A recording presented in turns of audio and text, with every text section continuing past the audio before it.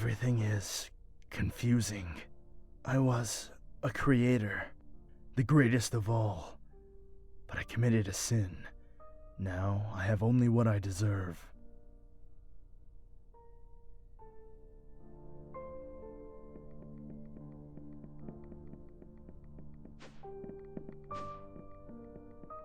I have no importance. There is nothing I can do for you. My husband.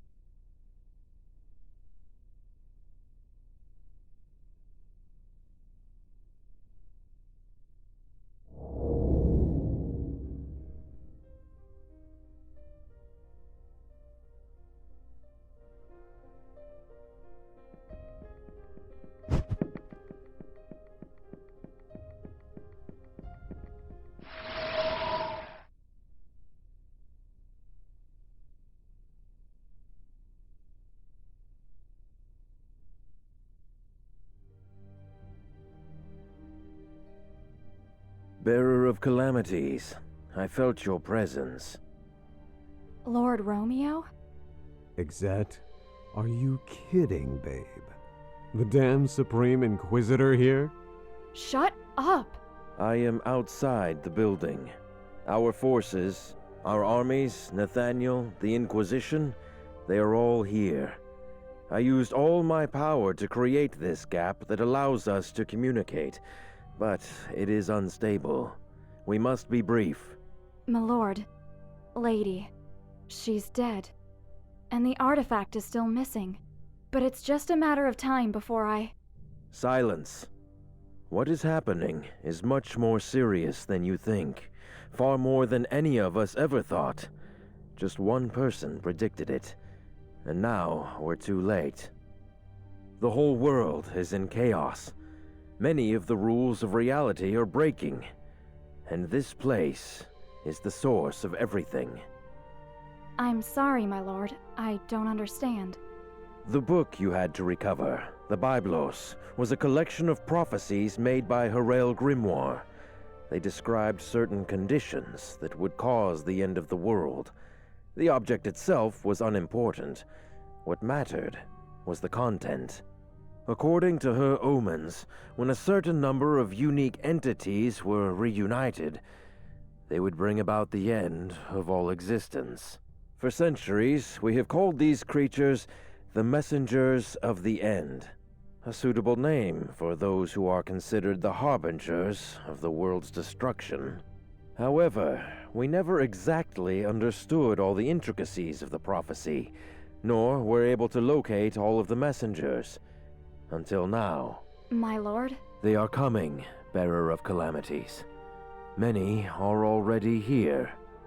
This place is attracting the messengers to its core. We don't know how or why, but these creatures are meeting here for the first time. But we cannot enter. The tower is not in the same reality I am, where any of us are. Before me, there are only ruins and desolation. But you are already inside, which only means one thing. You are the last resort we have. You are my weapon, the darkness that devours darkness, my instrument of destruction. Find them, annihilate them, all of them, or the world will not see many more sunrises. We will try to stop them here before they arrive, but many will enter through the crevices between realities. Now go, Hunter of Shadows. You have much to do.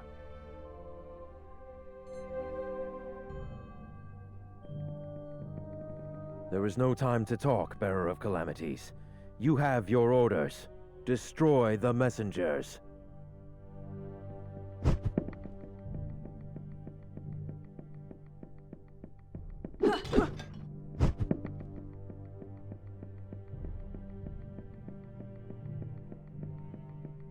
Romeo, Romeo, wherefore art thou, shithead Romeo?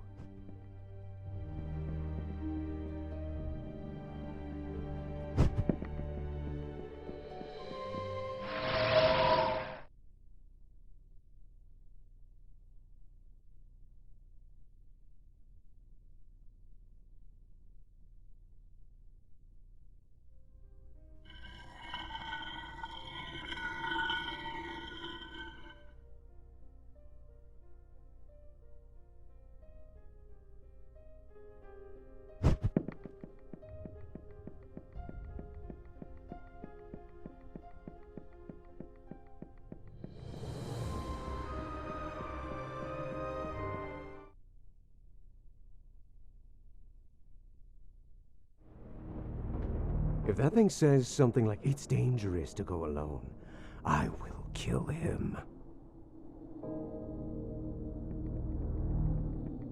Welcome to this, my humble room. My name is Velez. It is a pleasure for me to meet such distinguished guests. A monster without fate, and a young lady who has lost everything. Calm down, you have nothing to fear. I'm not an enemy. Though I suppose I would not consider myself an ally either. I am neither a memory nor a guest of the tower. You could say I'm a simple intermediary. He speaks the truth, baby. I feel no hostility from him. In fact, I don't feel anything from him at all. I know, but I can't help being uneasy. There's something strangely familiar about him. Velez was your name, right? Excuse me if I was rude. The truth is that it's been a difficult day. Do not worry, my dear. Under the circumstances, it's logical that you're confused. You're not the only one here who feels this way.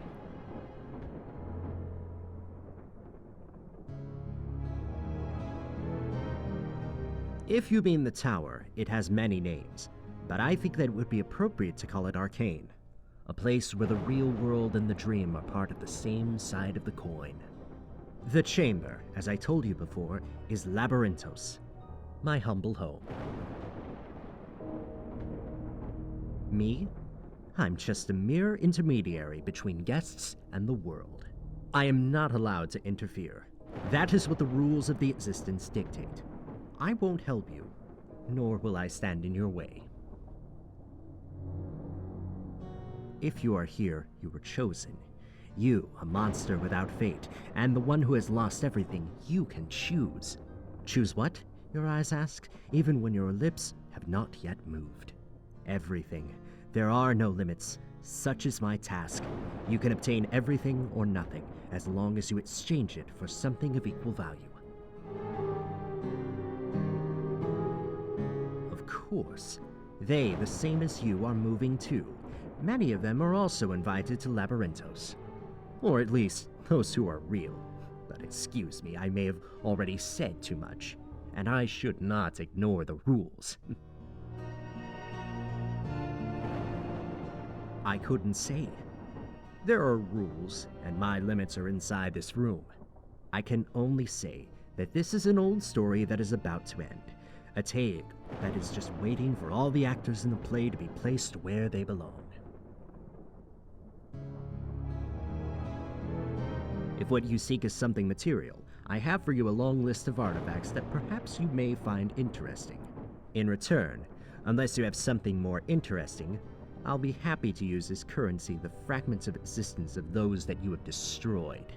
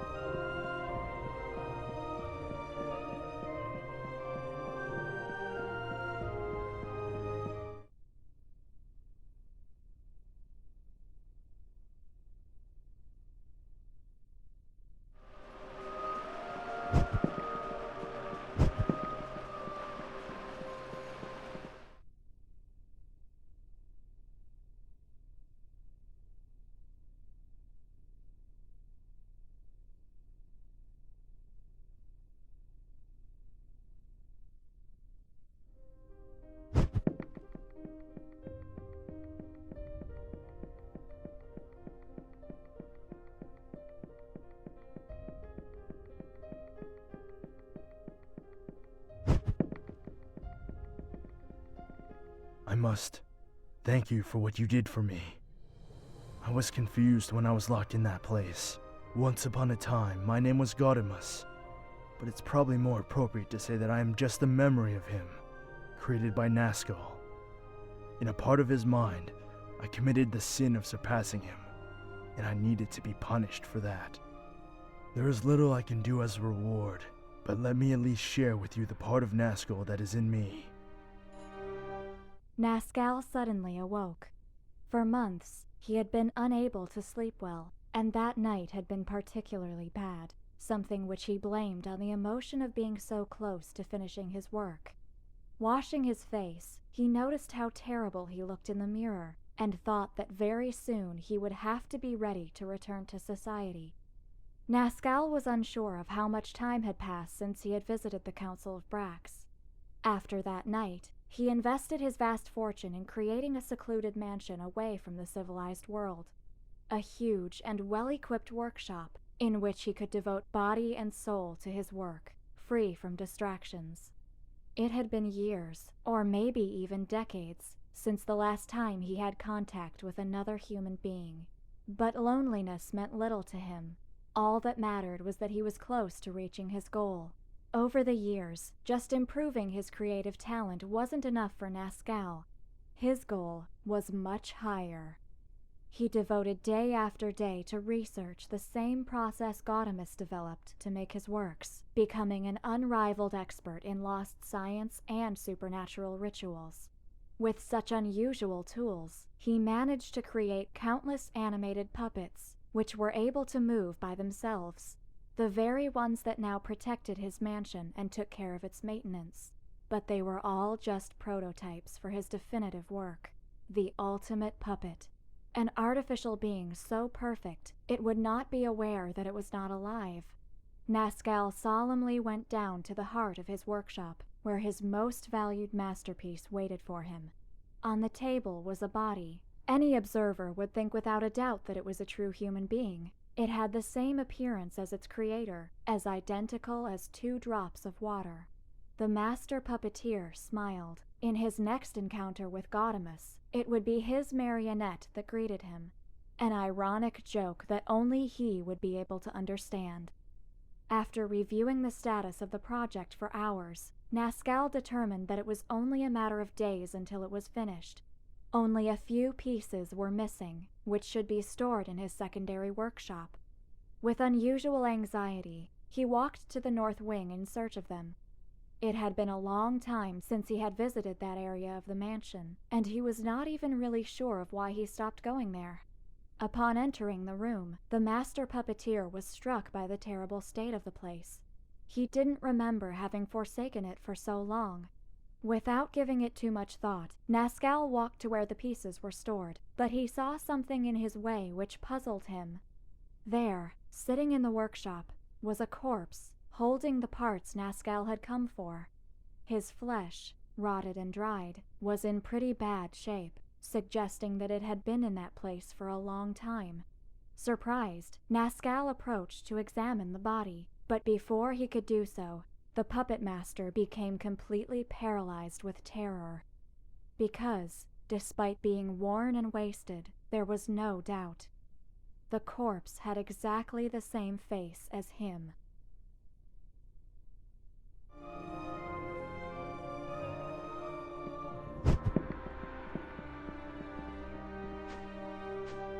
Nazcal wasn't always like that. He was once a great man, an incredible artist. But he lost his way and became something sinister.